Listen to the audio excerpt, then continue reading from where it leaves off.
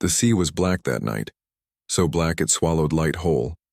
Only the dim red lamps inside the hull broke the darkness, bathing every man's face in blood-colored glow. The air stank of oil, sweat, and fear. Somewhere in the steel labyrinth, water dripped in rhythm with the heartbeat of 59 men sealed inside their coffin. The diesel engines had gone silent, replaced by the low hum of electric motors, the whisper of a hunted beast.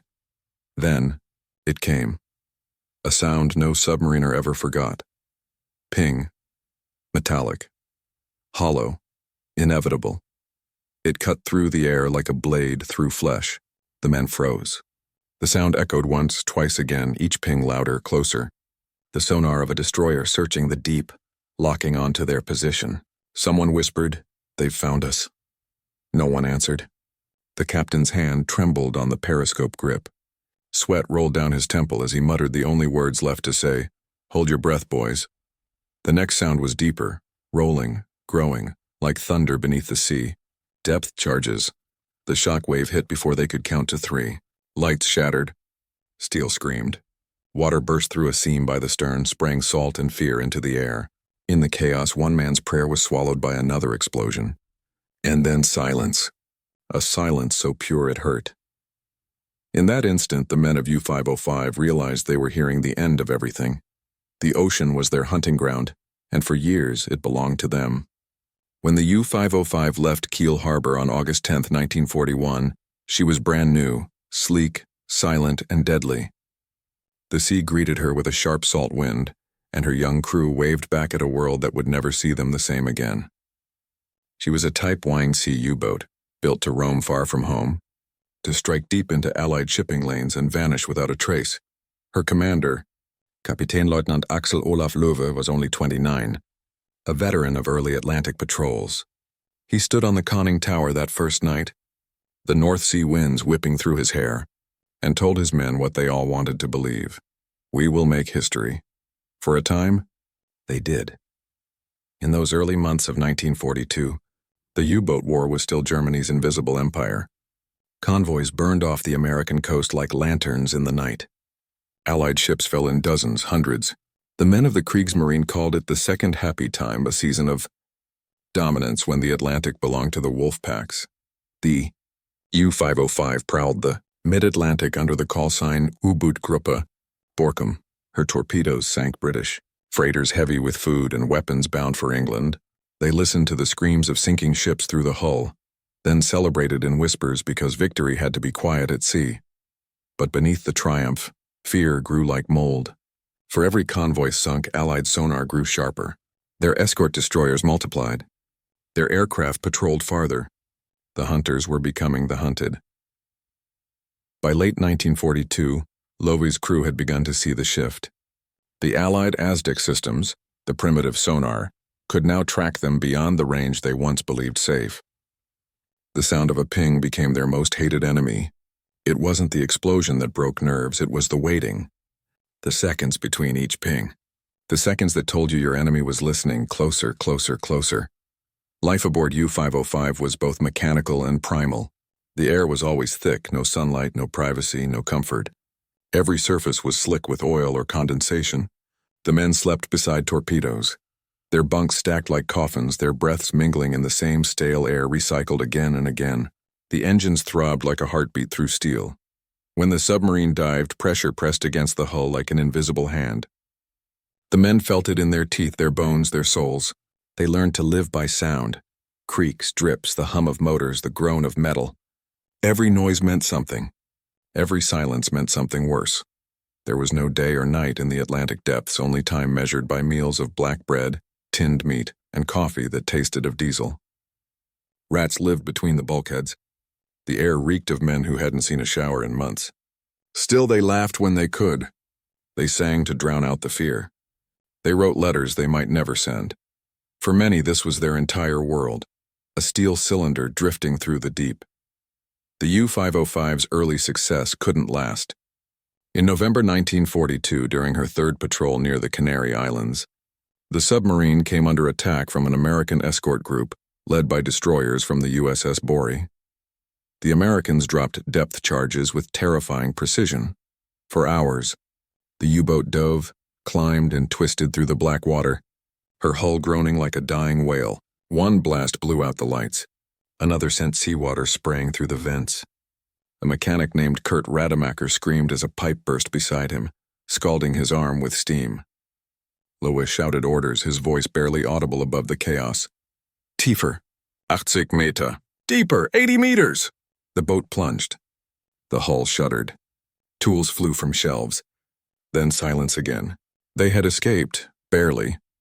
When they surfaced hours later under moonlight, the crew gathered on the deck in disbelief.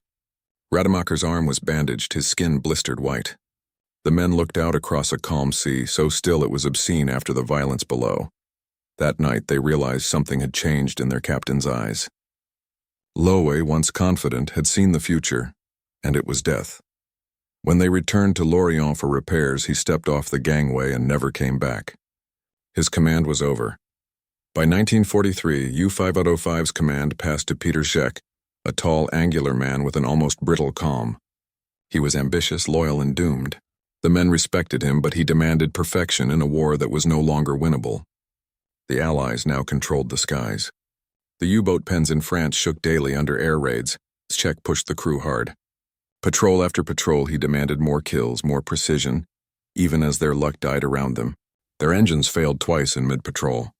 The batteries leaked acid. Food rotted. The crew grew sick and gaunt. Every time they surfaced, they saw the black horizon flash with Allied radar signals.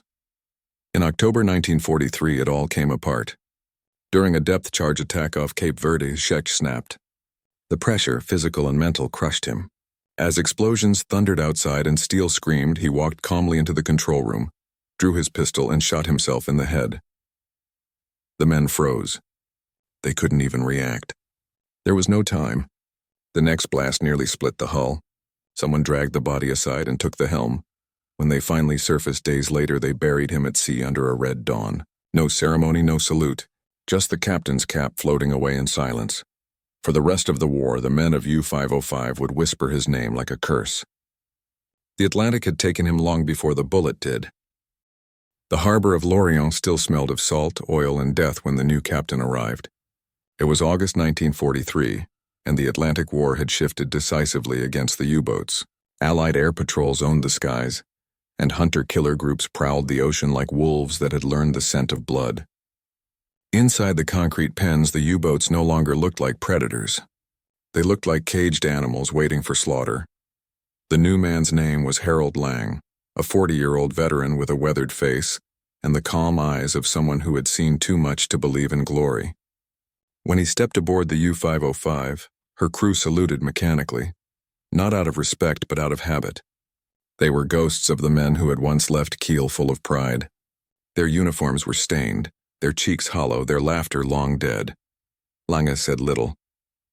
He inspected the deck, the conning tower, the periscope housing. Everything smelled of mildew and oil. The steel plates were scarred from shrapnel.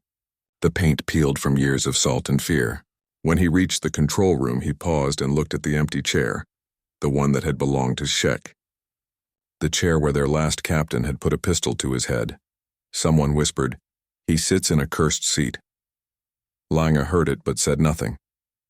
He simply rested his gloved hand on the steel console and murmured, "Then we'll see if the curse can be lifted." Their next patrol began on October 16, 1943. The U-505 slipped from Lorient under a moonless sky, her diesel engines growling low as she crawled into the Bay of Biscay. The crew worked in silence. Above them, Allied aircraft roamed the clouds, their searchlights sweeping the sea like fingers of God. The Biscay had become a killing ground. Submarines were attacked even before they reached open water. Every man aboard knew the odds. Of the hundreds of U-boats commissioned by the Kriegsmarine, barely half remained. Whole wolf packs had vanished, lost not in glorious combat but in unseen, unheard graves beneath the waves. Lange understood it better than anyone. He had survived 2 boats already sunk beneath him. The sea had taken his friends, his faith, his hearing in one ear, but it had not yet taken his nerve. "If we die," he told his first officer, "we will die running silent." 3 days out, just before dawn, a lookout spotted aircraft lights, tiny specks moving against the stars. "Flugzeug," Someone shouted, "Aircraft!" The klaxon screamed through the boat. Men leapt to station, slamming hatches, diving for depth. The diesels roared, then cut to silence as electric motors took over. The U-505 slipped beneath the surface like a shadow folding into darkness. Above, the sound of engines grew louder. Then came the deep metallic ping of radar, high-pitched, mechanical, inhuman. The crew held their breath. The first bombs fell seconds later. The sea erupted in white light and thunder. Shockwaves slammed into the hull. Tools fell from racks, light bulbs shattered. Men shouted in the dark as the sub tilted violently. A seam split near the forward battery room, spraying seawater and acid fumes into the air. "Hold her steady," Lang barked, gripping the periscope mount with both hands. "Keep diving. 200 meters." The U-boat plunged. The pressure built. Metal groaned like a living thing in pain. One sailor crossed himself. Another whispered the Lord's Prayer through clenched teeth. Finally, after minutes that felt like years, the explosions faded. The sea went quiet again. Too quiet. Langs gave the order. Silent running. The motors slowed to a whisper. No one moved. Even the air seemed afraid to shift. When they surfaced that night, the horizon was empty. They had survived again. But the damage was deep. 2 batteries shorted, the hydroplanes bent, 1 man blinded by acid burns. The radio room was silent. Their transmitter gone. They were alone in the Atlantic. For the next week, they drifted through fog, engines coughing like a dying heart. Every few hours, Lang ordered the crew to surface for air, but only briefly. Each time, they scanned the sky for shadows, the water for wakes. One evening, they spotted a convoy on the horizon, distant but real. The first officer turned to Lang. "Sir, orders?" Lang looked through the periscope at the black line of ships crawling eastward. In his mind, he heard Sheck's voice, the voice of a man broken by orders that no longer mattered. He said softly, "We're not hunting anymore. We're surviving." The officer hesitated. "Sir, the Admiralty expects—" "The Admiralty is not down here with us," Lang cut him off. "If they want another martyr, they can find one on land." Days passed. The men stopped shaving. Rations grew thin. Their air stank of oil and despair. The curse became part of their talk again, half joke, half truth. They said the boat didn't want to live anymore, that the ghosts of the dead captains haunted the ballast tanks, that every creak of the hull was a whisper from the deep. Then, on the night of November 5th, the curse spoke again. A sudden explosion rocked the engine room. A cloud of steam filled the corridor. A mechanic screamed as fire licked across his overalls. Someone shouted for the extinguisher. The lights flickered, then went out entirely. They were blind in the blackness. Only the dull orange glow of the flames illuminated their panic. Lang pushed through the smoke, coughing. "Report." "The engine coupling ruptured," shouted the chief engineer, his voice raw. "We can't restart. Cooling line is gone. Seal the compartment. Get the wounded forward." The submarine drifted, powerless, 50 miles west of Dakar. The temperature rose as the air grew thin. Men stripped down to undershirts, sweat running down their backs. Condensation dripped from the ceiling like rain. By morning, they were baking alive. Lang ordered the crew topside for repairs. The sea was calm, the sun merciless. They worked in silence, half dead from exhaustion, trying to patch a system that was never meant to fail at sea. A lookout scanned the horizon. "Smoke to the north," he called. "Maybe a freighter." Lang climbed the tower and lifted his binoculars. A thin column of smoke hung low on the horizon. He studied it for a long time, then realized it wasn't smoke. It was exhaust. From aircraft engines. "Dive! Tauchen!" he screamed. The men scrambled below decks, sealing hatches, slamming valves. The U-505 plunged again into the deep, but the enemy was faster. Within minutes, the ocean erupted with explosions. Depth charges cascaded like thunder from heaven. The first blast tore through the aft compartment. The second shattered the compass housing. Men fell, blood spraying against bulkheads. Someone screamed for air. Another shouted for morphine. Lang stood at the periscope, eyes cold, unblinking. He whispered, "Not yet." They dove deeper. The gauges trembled. The hull sang like a bowstring stretched to breaking. Another explosion struck, closer this time, deafening. Water poured through a seam by the stern. The chief yelled, "We can't hold her." The lights went out again. In the dark, one of the men began laughing. A high, wild sound that turned into a sob. Lang reached for the emergency ballast. "Blow tanks," he roared. The boat shuddered upward, bursting toward the surface like a drowning man gasping for air. They broke through with a spray of white foam and smoke. The deck guns were useless.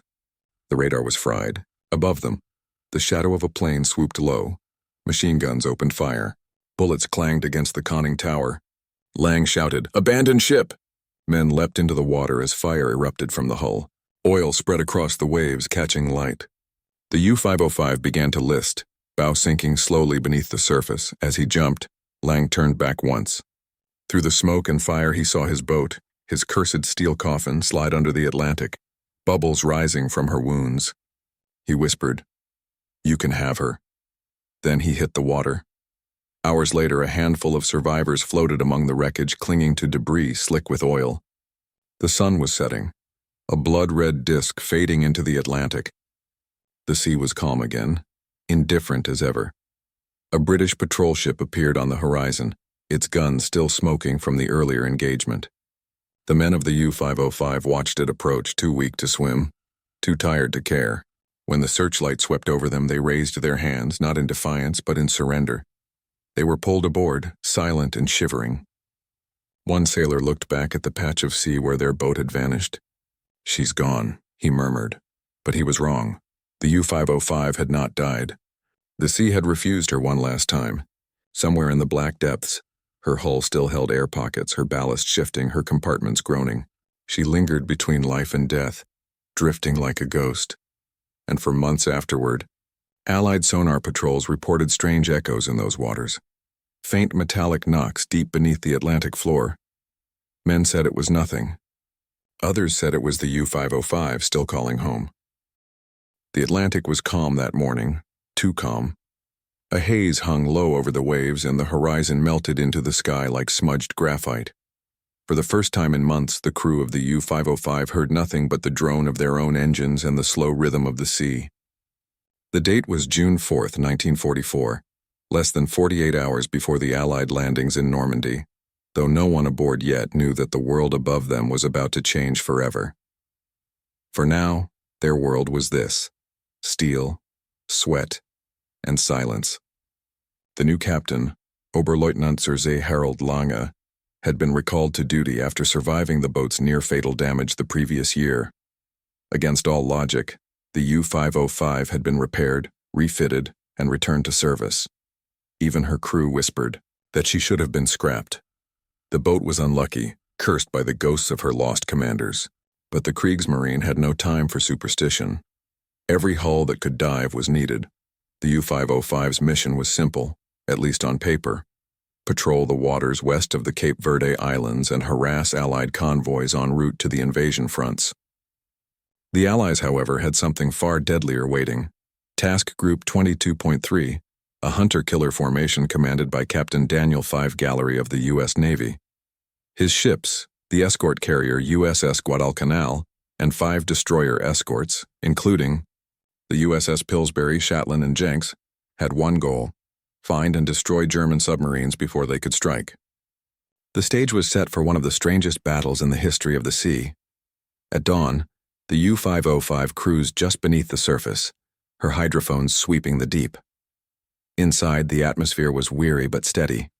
The red lights glowed dimly, reflecting off the sweat on men's foreheads. The diesel smell clung to everything. Lange leaned over the chart table, tracing their patrol route with a pencil. "Depth 40 meters, he ordered. "Maintain silent running." The chief engineer, Obermaschinist Paul Meyer, nodded, his face half hidden by grease. "Aye, Herr Kapitän." Above them, on the calm surface, the American carrier's aircraft began their patrols. Grumman FM-2 Wildcats and TBM Avengers swept the sky in wide arcs, their engines rumbling like distant thunder. Each carried radar, pods, depth charges, and newly improved phytoacoustic torpedoes designed to home on submarine propellers. At 11:09 a.m., one of those Avengers, piloted by Lieutenant Robert Richards, caught a faint blip on his radar. A moving shape just below the waves, 20 miles off the starboard bow of the carrier. He keyed his radio. Contact. Possible sub. Bearing 195, range 6 miles. Gallery's voice came back sharp. All ships come right to 195. Prepare to attack. The sea erupted with motion. The Shetland surged ahead, her sonar operators already calling ranges, the rhythmic ping, ping, ping echoing through her hull. Below on the U-505, that sound reached them like a ghost tapping on steel. The sonar man looked up, eyes wide. Herr Capitan, pinging, bearing north-northwest. Lange froze, then nodded once. Down periscope. Rig for silent running. No noise. The crew obeyed instantly. Every switch was turned by hand, every movement slow, measured. The men's breathing grew shallow. They all knew what the sound meant. Somewhere above them, the enemy was listening, triangulating every heartbeat. The pings grew faster, louder, closer. Range closing, whispered the sonar man. Lange's knuckles turned white on the periscope handles. He could almost feel the American destroyer searching. The first pattern of depth charges fell moments later. The explosions came in rolling waves, thunder upon thunder shaking the entire hull. Tools fell from racks. A light bulb shattered. Men pressed their hands over their ears as the pressure punched through their skulls. The submarine tilted violently. A pipe burst overhead, spraying cold seawater. "Damage control," shouted the first officer, Lieutenant Ernst Lehmann. "Battery room flooding." Lange's voice cut through the chaos. "Hold depth. Keep her level." But the U-boat was dying. The batteries shorted out, filling the compartments with choking chlorine gas. The main ballast tank had ruptured. Alarms screamed. Lange had two choices: stay under and suffocate, or surface and face annihilation. He slammed his fist on the console. "Surface! Blow all tanks! Schnell!" At 11:21 a.m., the Atlantic exploded with white foam as the U-505 burst out of the depths. The destroyers closed in immediately, guns swiveling. The Shetland fired first. A burst of 20mm shells ripped across the conning tower. Another salvo struck the hull near the aft section, killing 2 crewmen instantly. Inside, Lange shouted, "Abandon ship." The hatches opened and men poured onto the deck, coughing, bleeding, some half blind from smoke. The sea was littered with debris and oil. The destroyer's gunners held fire. The men were already jumping. Then something extraordinary happened. As the crew leapt into the water, a small boarding party from the USS Pillsbury spotted the U-505 still afloat, engines idling, rudder jammed. She was not sinking. Lieutenant Albert David, leading the boarding team, turned to his men. "She's ours if we can take her. Let's go." They climbed into a whaleboat and rowed toward the smoking submarine. Bullets still hissed from stray gunners. Explosions echoed across the waves. The water was slick with oil, burning in patches of orange flame. The smell of fuel and death hung heavy. When they reached the U-boat, David grabbed the railing and pulled himself onto the deck. He looked down through the open hatch into the black maw of the conning tower. Smoke billowed upward. "Anyone alive down there?" he shouted. No answer, only the hiss of steam. He descended. The interior was chaos. Wires hanging loose, valves blown, the floor flooded. Bodies floated weightless in knee-deep water. But the engines still turned slowly, and the German scuttling charges, explosives meant to sink the boat, hadn't detonated. "Get the charges out," he barked. His men spread through the compartments, cutting wires, smashing detonators, dumping explosives into the sea. One sailor found the Enigma coding machine still bolted to a desk, its rotors intact. Another grabbed code books and charts, sealing them in waterproof bags. For the first time in the war, an Allied crew had captured a German U-boat intact. Above them, the Guadalcanal maneuvered to take the prize. Captain Gallery watched through binoculars, unable to believe what he was seeing. "We've got her," he whispered. "By God, we've got her." He ordered his ships to form a protective circle. The boarding teams raised the American flag over the conning tower, a symbol the crew of the U-505 would never forget. In the water, Lange and his surviving men watched speechless as their boat, their home, their curse, sailed away under enemy colors. Some wept openly. Others turned their faces to the sea. The Americans hauled them aboard as prisoners. Lange was the last pulled from the water. Exhausted, bleeding from a head wound, He stared at the distant outline of his submarine now being towed north. One of the U.S. officers approached.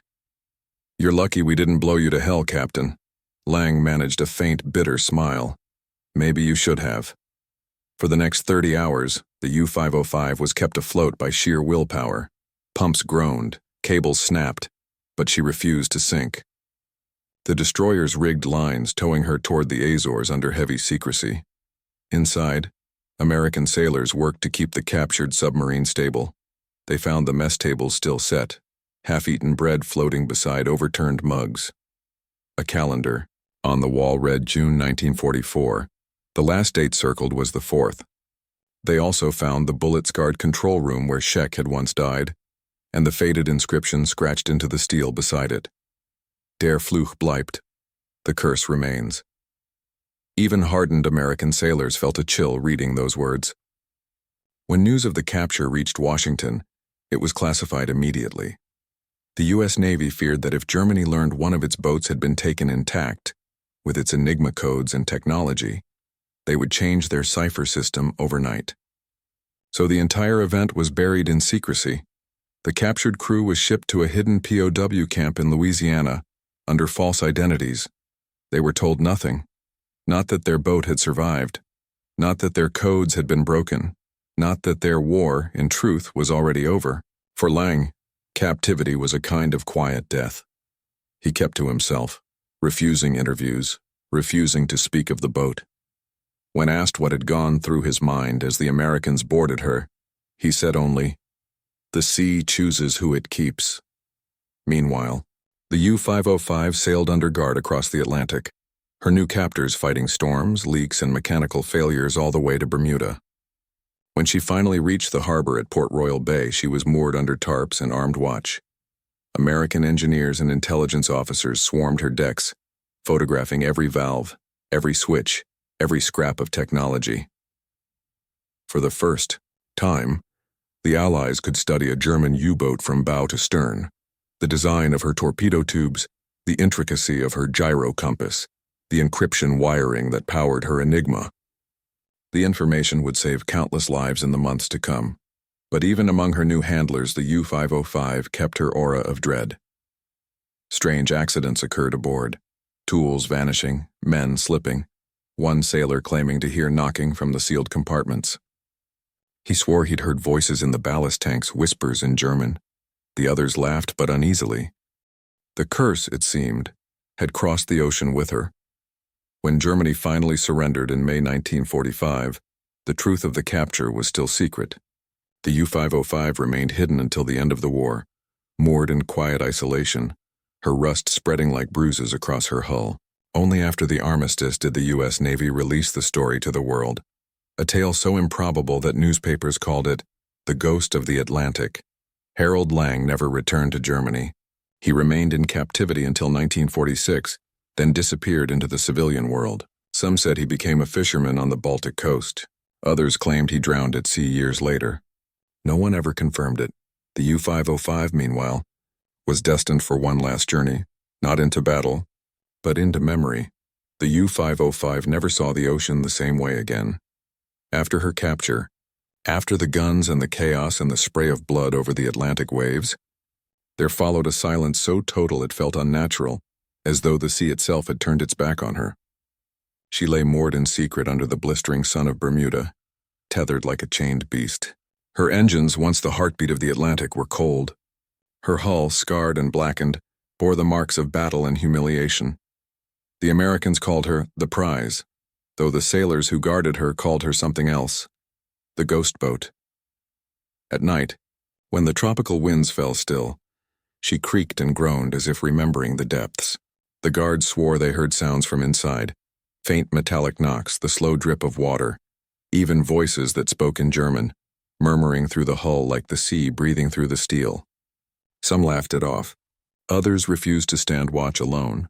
For 2 years she sat there half forgotten by the world that had built her, captured her, and then hidden her away. The war around her burned itself out in Europe, then in the Pacific. Hitler was dead. Berlin was dust. The oceans that once ran red were now blue again. But U-505 remained, anchored to the past. rusting quietly in the sun. Her former crew didn't know she still existed. In Louisiana, behind barbed wire and cypress trees, the captured sailors of U-505 lived in a world of shadows and censorship. The Americans had stripped them of rank and identity. They were known only by number.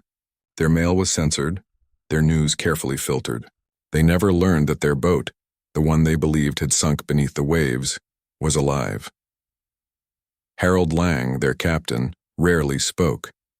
He sat apart from the others in the barracks, his gaze distant, his hands often clasped behind his back like a man still standing on a bridge at sea. Some nights he walked the perimeter fence alone, staring at the bayou beyond, where fog drifted over the water like ghost smoke.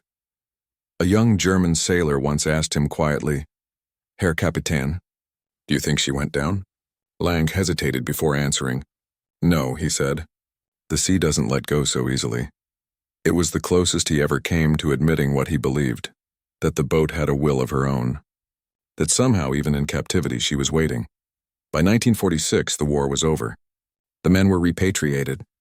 They returned to a Germany that no longer existed, a nation divided, occupied, and starving. For years, none of them spoke of the submarine that had outlived them all. Meanwhile, far across the Atlantic, the U-505 lay untouched in a naval dockyard in Portsmouth, New Hampshire. Her steel sweated with salt and humidity, her decks grew mottled with rust. Seagulls nested inside her torpedo tubes. Once a group of American sailors ventured aboard out of curiosity. They walked through her silent corridors, their boots echoing off the metal. Everything inside was frozen as it had been the day she was captured. The bunk beds still lined with tattered sheets, mugs glued to tables by old coffee stains. A half-burned cigarette butt resting on the edge of the control console. One sailor picked up a notebook from the floor. It was soaked. The ink bled into black blurs. Only one page remained legible. Der Fluch bleibt. The curse remains. They left without taking anything. No one ever tried to sleep aboard her again. Years passed. The world forgot her. But the war had changed the world in ways no one could yet measure. The oceans were now full of wrecks, graves without markers. The U-boats that once haunted the Atlantic had become iron tombs on the seafloor. But U-505 was different. She was the only one left above the surface, a ghost that refused burial. By the 1950s, she had become little more than a relic. Navy records listed her as obsolete captured material. Scrap merchants offered to dismantle her for steel. For a time, it seemed her story would end in the sparks of a cutting torch. Her hull melted down into girders and factory frames, but fate, or perhaps the sea itself, intervened. A Chicago naval officer named Captain Daniel Gallery, the very man who had commanded the task force that captured her, refused to let her die. "She's a piece of history," he told the Navy Board in 1953. "We brought her back alive. Let's not kill her now," the bureaucrats scoffed. Transporting a 750-ton submarine from the Atlantic coast to the middle of the United States was madness. But Gallery persisted. He lobbied, raised funds, called in favors. Slowly, impossibly, the plan took shape. In 1954, the U-505's hatches were sealed once more, not for war, but for travel. Tugboats hauled her through the canals and rivers of the East Coast, past New York, through the St. Lawrence Seaway, then across the Great Lakes toward Illinois. Crowds gathered along the shorelines to see her pass, a captured German U-boat gliding silently through American waters. Some cheered. Others simply stared. Children pointed. Veterans saluted. Old men removed their hats. To the Americans, she was a museum piece. To the Germans who caught sight of her, she was something else entirely, a ghost of memory and guilt. When she finally reached Chicago that summer, it was as if the ocean itself had followed her inland. The Navy handed her over to the Museum of Science and Industry, where workers began the long process of preservation. Her hull was cleaned and painted, her interior restored. But even under bright lights and fresh paint, she seemed haunted, her silence louder than any noise. At night, when the workers left, the guards sometimes swore they heard noises from inside the sealed hull.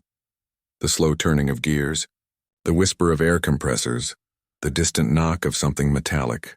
A few claimed they saw condensation dripping from the periscope glass, though the air was cool and dry. One night, a security guard walking his rounds paused by the submarine's hull. In the quiet of the museum, he heard it clearly. 3 faint knocks and spaced evenly apart. Clang! Clang! Clang, he stepped back, listening. It came again. Clang! Clang! Clang. He reported it in the logbook, shaking his head as he wrote, U-505, sounds inside. Possibly pipes settling. Possibly not. Years later, school children would walk through her narrow corridors on guided tours, giggling nervously as they brushed against the cold steel. Guides would point to the periscope, the torpedo room, the cramped bunks. They would tell the story of how she was captured, how she carried the Enigma machine, how she was the only U-boat taken alive. But none of them would feel what her crew once felt. The weight of silence, the pressure of the deep, the heartbeat of the ocean pulsing through the hull. For the U-505 was not just a relic. She was a survivor. And survivors, like ghosts, never rest easy. In 1964, a memorial plaque was placed beside her in the museum. It bore the names of her crew, German and American alike, who had died in the Atlantic that June morning. When Harold Lang learned of it, now an old man living quietly on the Baltic coast, he wrote a single letter to the museum director. It contained only one sentence. Please take care of her. She remembers more than we ever could. He died a year later. The letter now sits framed in a small display beside the captain's quarters. Time, however, does not forget the sea. Decades passed. The paint flaked. The steel corroded. The museum nearly lost her again in the 1990s when funding dried up, and engineers warned that her hull was rotting from within. A preservation effort was launched, the largest of its kind. In 2004, 50 years after she arrived in Chicago, the U-505 was moved once more, this time into a massive underground bunker built solely to house her. She was lowered into it like a coffin being placed into a tomb. When the final lights came on, her black silhouette gleamed under the glass canopy, surrounded by silence once more. The last surviving members of her crew, old, frail, their hair white as seafoam, attended the rededication ceremony. They stood in a row, hands trembling, eyes glistening. One of them, the former engineer Paul Meyer, whispered to another, "She looks alive again." The other man smiled sadly. She never died. As the lights dimmed and the visitors filed out, the veterans lingered for one last look. For them, she was not a museum piece, not a trophy, but a grave. The air inside the new hall was cool and still, smelling faintly of metal and salt, as if the ocean itself had been sealed inside with her. Today, she rests there still under layers of concrete and glass, suspended between history and myth. Tourists walk her decks taking photographs, unaware that the air they breathe carries traces of stories too heavy to tell. And if you stand there long after the museum closes, long after the crowds have gone and listen closely, you might hear it, that faint metallic sound, echoing from somewhere deep within the hull. Clang, clang, clang. It's the sound that made her crew freeze in terror all those years ago, the sound that ended their war and began her legend, the sound of the sea still calling to its lost child. The hall is silent now. The last visitors have gone home. The lights dim to a soft blue twilight. Dust motes drift lazily through the air like plankton in the depths.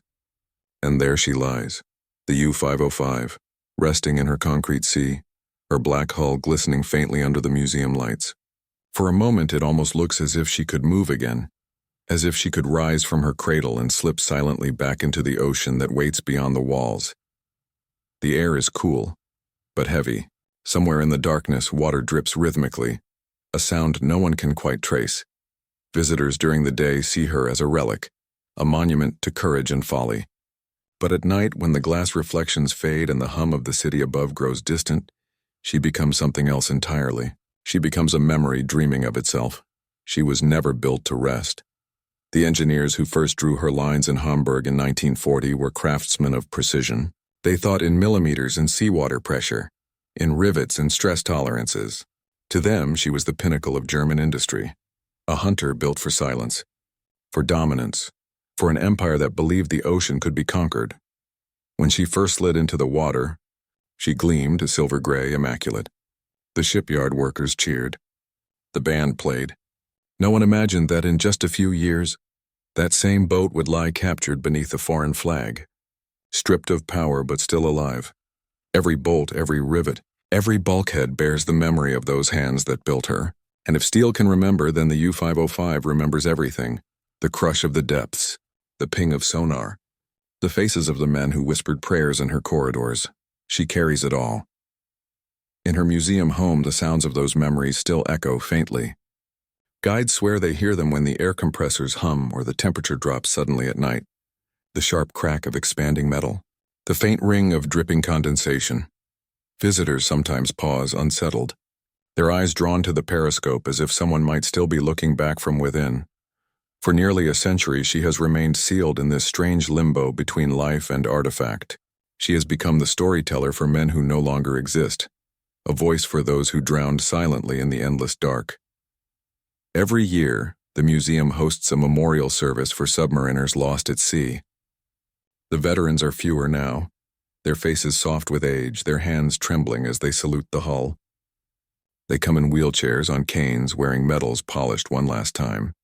They gather beside the black steel and lay wreaths of white lilies that drift in the shallow reflection pool beneath her bow. The smell of salt water is faint but real, pumped in through a hidden mist system to preserve the atmosphere of the old Atlantic. When the bugler plays taps, the sound reverberates against the submarine's hull, and for an instant it feels as though she's answering. A low, metallic resonance like a sigh. Someone always cries. Not for the war, not even for the dead, but for the strange, impossible beauty of survival. Because the U-505 should have sunk. Every law of physics, every rule of war said she should have vanished beneath the waves in June 1944. But she didn't, and no one can explain why. In the years since, divers who visited her sister ships on the seafloor have described eerie sensations, the pressure of unseen eyes, the rhythmic knocks of distant metal.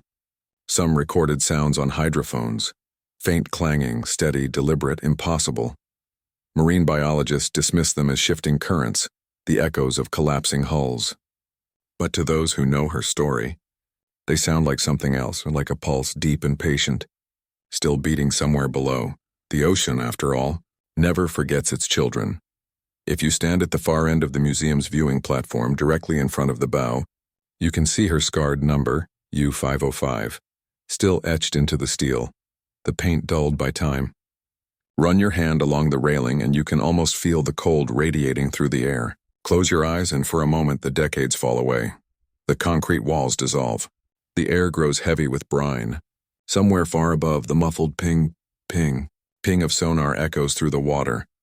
You can hear the creak of the pressure hull, the rush of ballast, the clipped German voices giving orders. You can feel the dive planes shift, the bow tilt, the world narrowing into blackness, and then, the sound that froze them all, the hollow knock of a destroyer's heartbeat through the sea. It's still there, whispering in the steel. Historians call her a marvel. Engineers call her a relic. But the sailors who've stood in her presence call her something simpler, alive. For them, she's not just a machine. She's an echo of everything humanity is capable of. Invention and destruction, courage and madness. She represents the thin line between survival and oblivion. Inside her torpedo room, the air feels dense, almost electric. The guide's flashlight glances across the racks, the cold tubes now empty, inert. But look long enough and you can almost see the ghosts of the crew. Barefoot, sweat-soaked, loading shells in frantic silence. You can almost hear their voices counting in German as they ready for a strike that will never come. And when you reach the captain's quarters, that small compartment with its narrow bunk and faded photograph tacked to the wall, you can imagine Harold Lang sitting there once again. The same calm stare, the same heavy silence. Perhaps somewhere, he finally made peace with the sea. Outside, the world has changed beyond recognition. Satellites now cross the oceans she once ruled. Nuclear submarines glide through depths she never could have reached, yet none of them carry her weight of history. None of them have been both predator and prisoner, hunter and haunted. When storms roll over Lake Michigan, lightning flickering through the glass canopy, the thunder sounds strangely familiar, deep, rolling like distant depth charges. Visitors look up startled, then laugh nervously. But the old curators who've worked there for decades know that sound well. It's just the lake reminding her, one of them once said. The sea calling her home. Home. For a submarine, that word never had meaning. Home was always motion. The constant drift of the deep, the rhythm of machinery, the taste of salt on metal. Now she has no tide, no current, only silence. But perhaps in that silence she has found something the men who built her never did. Rest. Still, sometimes the staff swear they feel a faint vibration through the floor late at night, as though something far below were stirring, dreaming, remembering. No one investigates anymore. Some things are better left undisturbed. If there's a lesson in her story, it isn't about victory or defeat. It's about endurance, about what remains after the noise fades. The U-505 stands as proof that even the darkest creations of man can outlive their purpose, that time itself can turn a weapon into a warning. Generations will come and go, wars will rise and fall, but she will remain here quiet, waiting. Beneath her black hull lies the reflection pool, dark and still. If you lean close enough, you'll see not just your own face, but the faint shimmer of another, the ghost of a sailor staring back from a century ago. And if you listen long enough, really listen, you might hear it again, the heartbeat of the sea, steady and eternal, clank, clank, clang. Not an echo, not imagination, just memory, folded into steel, living forever in the dark. The deep still calls, and somewhere beneath miles of forgotten water, the ocean whispers back,